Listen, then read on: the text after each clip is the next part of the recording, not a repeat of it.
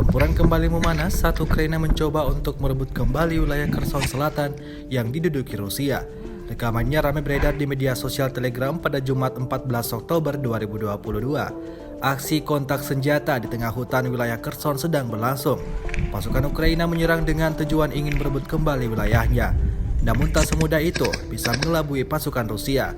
Dilihat dari catatan peperangan satu pekan ke belakang, Ukraina yang awalnya selalu berada di garis depan pada akhirnya dipukul mundur juga oleh pasukan Rusia.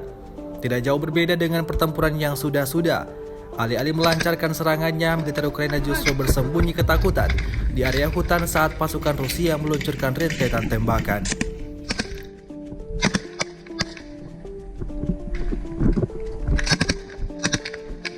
Rusia melaporkan secara total 321 pesawat Ukraina dan 161 helikopter, 2.221 kendaraan udara tak berawak, 380 sistem rudal anti pesawat dieliminir sejak awal operasi khusus.